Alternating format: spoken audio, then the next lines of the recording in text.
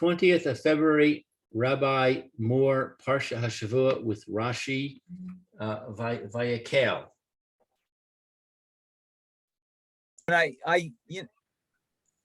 Because of my wife's situation, whenever I leave the house, I wear a mask.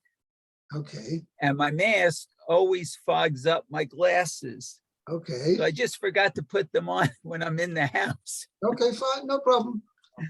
So I really need them more for distance than close up. Okay, let's go, Mayor. Let's start off Parshas Vayekhel. Okay, so I will have a question on this pasuk in a second, but we'll start.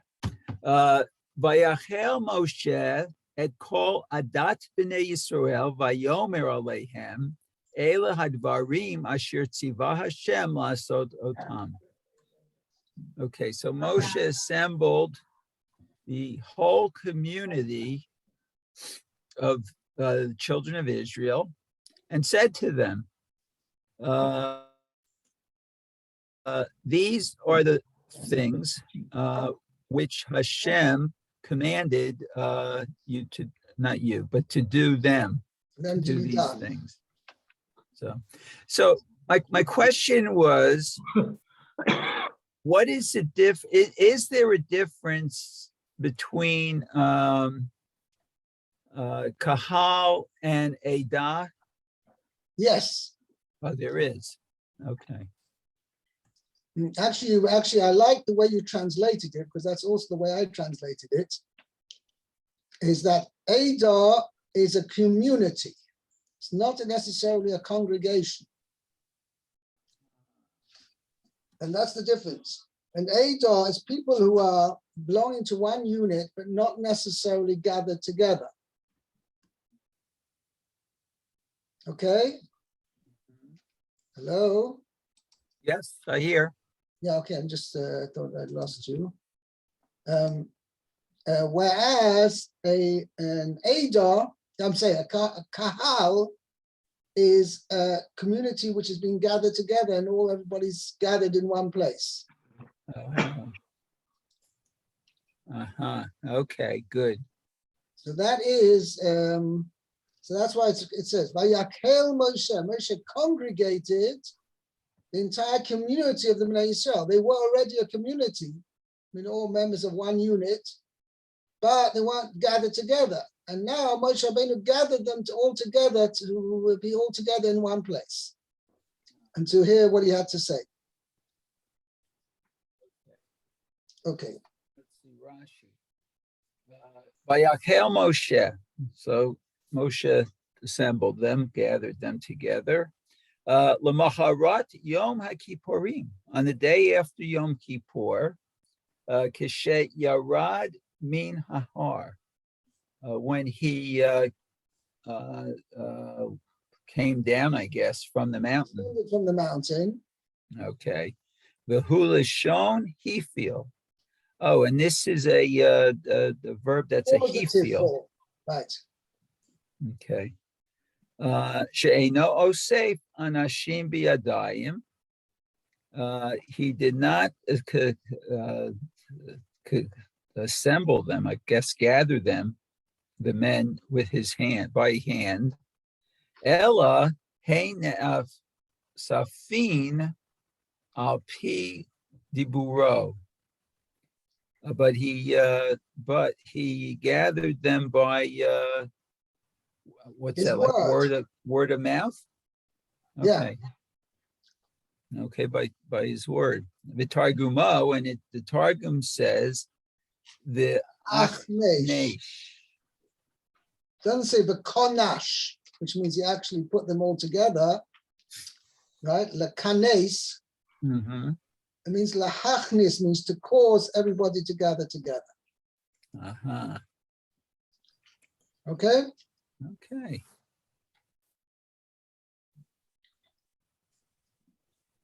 Okay, fine. Let's go on to Pasuk base.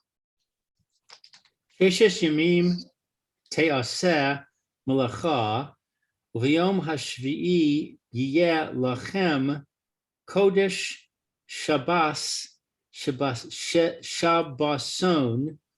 Lashem Kol haoseh vo malacha yumas. 6 days you will work. You will do your work. Work shall be done. Teos, it's a passive form. Shall or may be done. May be done, the Maisa. That's how I translate it. Yeah. And on day 7, it will Right. be for you holy, a Sabbath of complete rest for Hashem. Anyone that does on it work will die. Will be put to death. Sheshes Yamim, 6 days. Hikdim lahem az charas Shabbos letzivui meleches hamishkan. Okay, so first he told them, that is Moshe told them, about the prohibition of working on Shabbos before the commandment of the construction of the Mishkan. Lomar she'eno doche es hashabas, to say that it does not push off or supersede the Sabbath. Right. Okay.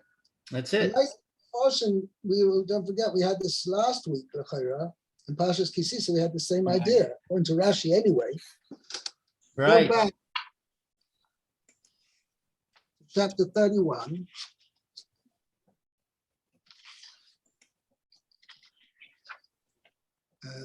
Chapter 31.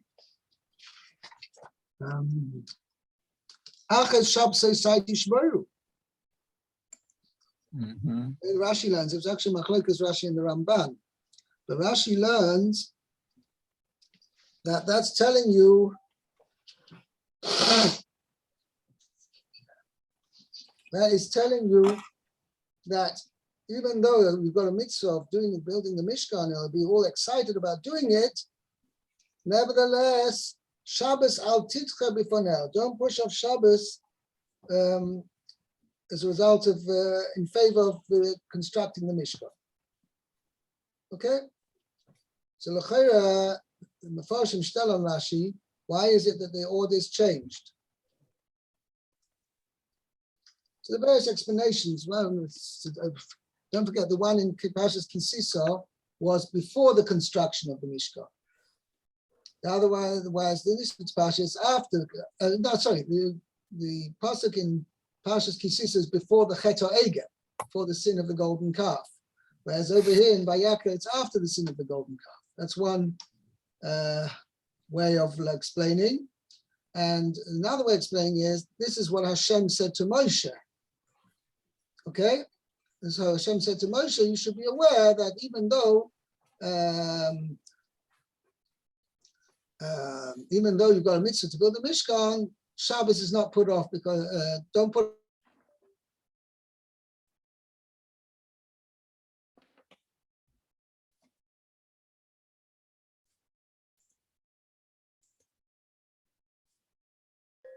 the mitzvah of Shabbos before the Mishkan. Okay.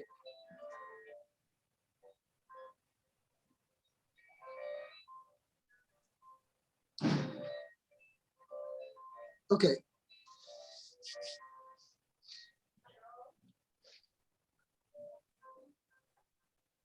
Oh, Gimel. Let's go back now. Let's Gimel. Meir. Okay. Lo tivaru eish b'chol moshevotechem b'chol b'yom Shabbat. Oh, okay, so don't light a fire on in Bechol Moshe, in all in- your dwellings. in all your dwellings on the day of Shabbat. Right. Okay, so let's see, Rashi. Lo tivaru eish, do not light fire. Yesh me rabotenu omrim. So these from our rabbis. Right. who Some say that say- what this pasuk is telling you is Okay, Havara lelav yotzos. okay, that the lighting of fire, I guess, Yeah. is when Yatsa went out. Meaning, so let me explain what we're. The previous pasuk says,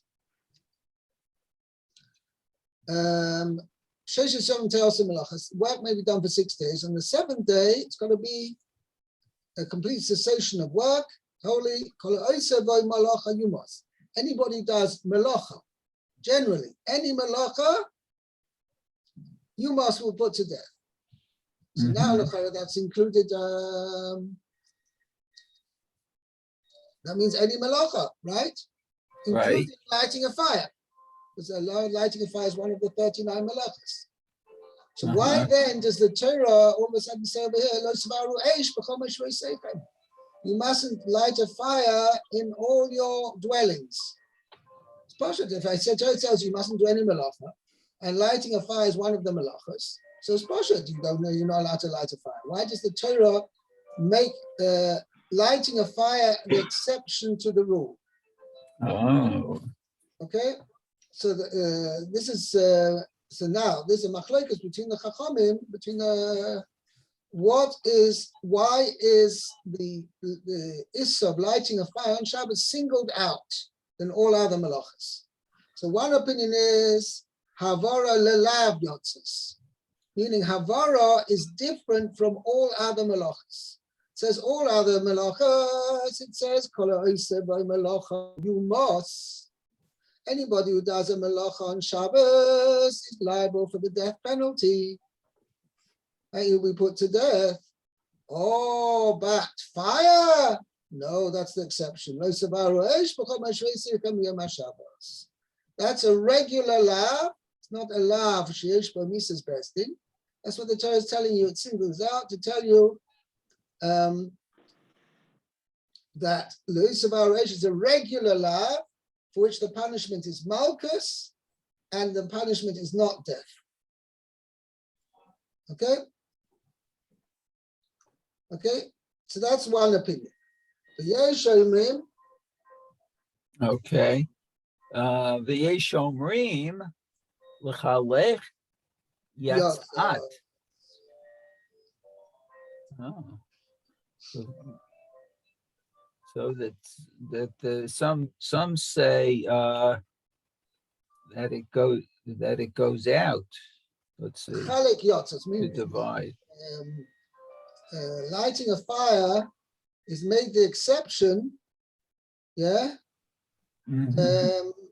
Not to tell me it's only a lav. It also has a status of a regular status of that kol ha'oseh bo melacha you must. Anybody who just like any other melacha, lighting a fire is also culpable for the death penalty. But it's what it's telling you is lechalek yotzos, meaning that each melacha is considered a separate transgression of Shabbos. For instance, if a person wrote on Shabbos and he lit a fire on Shabbos and he washed his clothing on Shabbos, okay? So even though it's it's all a transgression of Shabbos, each one is a forbidden melacha. So I might have thought if he did all three things, it's considered one Issa Shabbos, and he only has to bring, if it did a b'shogeg, he only has to bring one chatos. But on the pasuk, no, that if a person, well, we're talking about a situation where he knew it was Shabbos, but he didn't know these melachas were forbidden. So if a person wrote on Shabbos, and he washed on Shabbos, and he lit a fire on Shabbos, for example, right? He's chayav 3 korban chasas, 3 sin offerings, not just one. That's what this pasuk is coming to tell. Wow. Yeah, each melacha of Shabbos is a separate prohibition. Okay, that's the other thing. Okay, Rashi doesn't mention it well on this, but it's interesting. B'chol Moshe Seichem, the Gemara learns 2 things from there. It's two separate Gemaras. One opinion is that it's not only in Eretz Yisrael, but anywhere, B'chol Moshe Seichem, wherever you may be living, which is, I'll point out in a minute, which is a Chiddush. And the other pshat is, the Gemara says, you learn out in all your dwellings means even in Bezdin. Meaning that I might have thought, just like bris milah, for instance, a child is born and the 8th day comes, he's born on Shabbos, and therefore the 8th day comes out on Shabbos. So I might have thought that Shabbos, you don't do the bris milah. So it says, no, you do bris milah. Or it's one example. Another thing. So certain situations where there's a mitzvah involved, the Torah tells you do the mitzvah. Oh yeah, korban, for instance, korban as tzibur, offering public offerings, community offerings are offered on Shabbos, even though it involves a malacha, shechting the animal and flaying the animal and roasting the animal. All these things are the things which are forbidden to do on Shabbos. Nevertheless, so it says communal offerings are still brought on Shabbos. So I might have thought, with regards to Bezdin, that if they found on Friday afternoon, they found that this daughter of a Kohen had been immoral, and it was proven with Eidim, so I might think they can carry out the death penalty on Shabbos, and that death penalty involves burning, says, Ba'eshi Soref. Ba'eshti Soref. It says, Bas Kohen Kisechal is noise, it says, Ba'eshti Soref. And she gets the Misa of Sreifa. It's one of the Arba Misas Bezdin. She gets the Misa of Sreifa. So I might have thought that she will get Sreifa because Bezdin, the mitzvah of carrying out the death sentence, would supersede Shabbos. Mashmalon, no. Wherever you will dwell basis, including Bezdin. Oh. Therefore, even Bezdin is still governed by the laws of Shabbos, that Misas Bezdin does not supersede Shabbos, but on the contrary, Shabbos supersedes Misas Bezdin, and if a person is Chayav Misa in Bezdin, and it would technically, according to the rule, the death sentence should be carried out on Shabbos. No, we don't carry it out on Shabbos, we push it off till after Shabbos. Okay? Right, next, Pasuk Dalet. Vayomer Moshe el kol adas b'nei Yisrael lemor zeh hadavar asher tziva Hashem lemor. And Moses spoke to all the congregation of the children of Israel, saying, now listen, can I make a slight inexactitude? Yes. Yes, Vayomer Moshe. How do you translate Vayomer Moshe?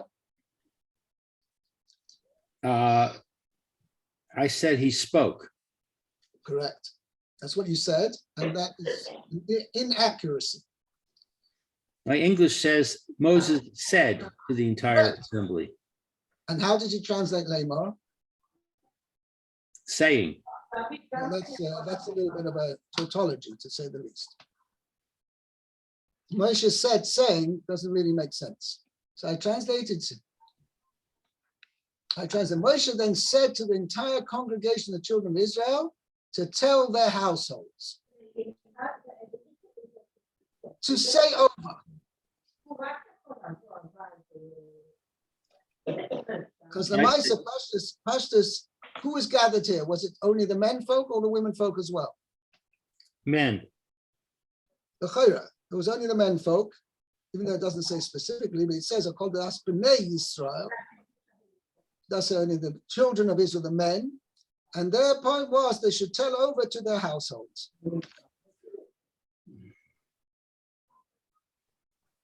And now, according to that, you'll understand the Rashi's next comment better. Okay? I didn't finish translating. This is the thing that Hashem commanded, saying. Okay. So now Rashi makes a comment. So if you can translate saying, then it's also, you have the, it's tautologous. Well, you want to translate the same way, it would be to tell. Right. So that is exactly what Rashi says over here. To tell. Look at what Rashi says here. Zeh hadavar asher tzivah Hashem. This is the word that Hashem commanded. Li, to me. I'm sorry, li, me. Lemor, lecho. Lachem. For you to say to you. Rashi is exactly pointing out that lemor in this context means to say over, not maybe necessarily what its regular meaning is to saying, which is going on would be going on Hashem, going on the subject of the sentence. It's going on the object. This is the matter which Hashem commanded us. Moshe Rabbeinu, me. Leimar lochem, to say over, to tell to you.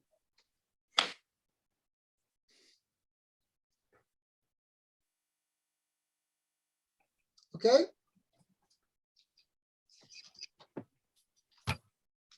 Okay. Let's go to the next pasuk. Pasuk hey. Okay, hey. Kechu me'itchem truma Hashem. Kol nediv libo eha et trumat Hashem zahav v'chesef u'nechoshet. Okay. So it says, take from you a truma. Isn't that a sacrifice? No. No, truma means a donation. A donation to Hashem. Okay. All who are generous in his heart, I guess, or with his heart. Yivieha will bring this to Hashem. To Hashem. Oh, to Hashem. Okay. To Hashem, really. Because he's donating it for the Mishkan, which is for Hashem. I'm sorry, for Hashem. Okay. Zahav is gold, Kesef is silver, Nechoshet is copper. Very good. Okay. So Rashi says, Nadiv Libo, who's generous of the heart. Actually, it's probably his heart, but okay. Al Shem She Libo Nodavo.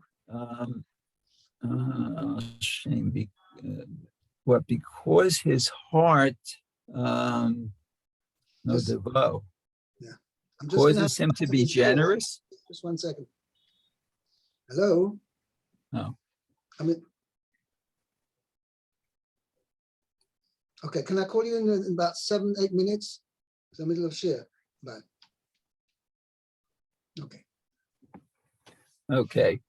So let's see. Hashem Shelibo Nodvo. What? Because his heart causes him to be generous. Correct. It motivates him to give. Okay, makes him be generous. Karoy Nadiv Lev. So he's referred to as generous of heart. Right.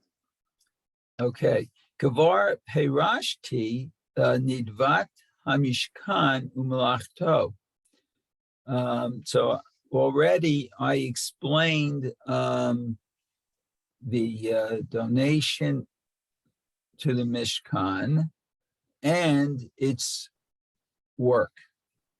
Well, it's I guess it's building, building it, construction. Okay.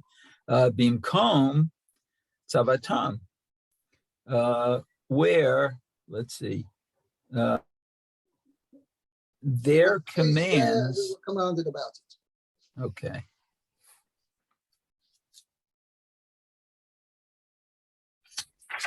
Oh, another. No Rashi on that. Okay. That's it. That's why Rashi's saying Nediv Li, because previously called Nediv Le, it's called Nediv Liboy. Rashi's adding the point that the heart is the one which gives the person the motivation, the impetus to go ahead and give. Mm. I'll tell you an interesting story.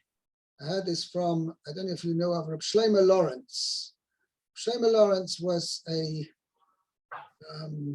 for 33 years, he was a Chaver Knesset for the Aguda Party, which was at the time that included, it was the all-encompassing representative of the Haredim. Okay. Anyway, he was a very honored public figure. He was a very honest person, very straight. Anyway, one of his public, one of his projects, which he was very much helping, he helped out. There was a orphans village. This was talking about in the 1950s. There was an orphans village called Chazon Yecheskel.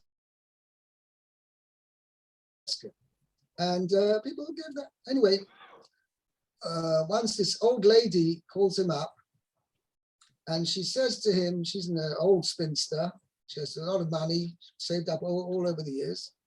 And now she feels she's nearing her end or whatever, she's retired already. And she wants to donate her money, all of her money, she wants to donate to establish a yeshiva. Anyway, so she says, well, it's a fantastic thing. But in order to, but she says she wants to have a bracha from the Chazon Ish. Chazon Ish was nifted in 1953. He was the tremendous, he was the Gadol Hador of that time. Anyway, they both went into the Chazon Ish, and she told the Chazon Ish her story. And the Chazon Ish turns to the lady and she says, if I were you, I wouldn't give away more than half of what you have. Anyway, Shlomo Lawrence is sitting there, incredulous. I mean, this lady is willing to part with all her money, right, of all her money towards the yeshiva, and the Chazon Ish is convincing her against it. What's going on? So anyway, so they left the Chazon Ish, and so afterwards, the Shlomo Lawrence went back to the Chazon Ish and he says, what's going on? He says, as much as this lady in her mind, in her seichel, she wanted to give the money, but I saw in her heart, when push comes to shove, when it's actually going to come to it, she's not willing to give her the whole thing away. So at least a half she should give away. And I'm not even sure that she'll do. That was the Chazon Ish's words. Anyway, it transpired in the end, when every time they came to write a contract, and this is this, but she passes on and there, she always got cold feet. And in the end, it came out, Taka, she never actually gave. Because if a person's heart isn't into it, even though maybe be, seichel, you think that's the right thing to do, but you have to have the motivation, the heart, to be able to give. A person has to give away his money. If there's no heart there, then it's not going to happen. Okay. By the way, another interesting point, which I heard actually on a tape this morning, which is very interesting. It says, "Kachu meitachem truma." So take from you truma, Hashem. And don't forget, he's speaking to the entire community of the Bnei Yisrael. So I can't remember who said it. This person who was speaking on the tape, in the name of whom? I think it was the Beis Halevi, but I'm not sure. It's an interesting point. Kachu meitachem truma. Why add the word you? So he says a big chiddush, but this is the implication over here.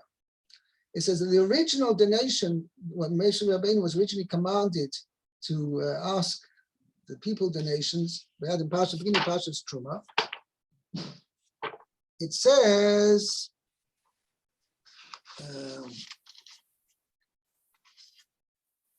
Me'ez kolish asher yidvenu liboiti kues trumasi. And it doesn't say anything about from Dafka and Bnei Yisrael. Kolish. He says that included even the Erev Rav, even the people who are just hooked onto the Jewish people when they left Egypt, but they weren't necessarily actually fully fledged members of the Jewish people. But it says, from every person. It says, but that was all talking about before the Chet HaEgel, before the sin of the golden calf. But after the sin of the golden calf, where the Erev Rav, it says, Chazal say that wherever it says Ha'am, the nation, and not the Bnei Yisrael, it's referring to the people, including the Erev Rav. This was the mixed multitude who tagged on to the Jewish people when they left Egypt. So he says they were the ones, the main ones who actually served the golden calf. It wasn't actually from the Bnei Yisrael. So therefore, Moshe Rabbeinu told them over here, "Kachu meitachem truma." Now that the Erev Rav have caused the Jewish people to sin, okay, then now they're going to be excluded from donating from the Mishnah, from the Mishkan, donating to the Mishkan, and it's got to be "Kachu meitachem," dafka from you, Bnei Yisrael, but not from the Erev Rav. Okay. Okay, I think we'll stop here. Bezat Hashem, and I'm sorry about the delay today. Bezat Hashem, we'll see you again tomorrow. Thank you, Rabbi. Kol Tov, have a great day. Kol Tov. Yeah. Okay, be well.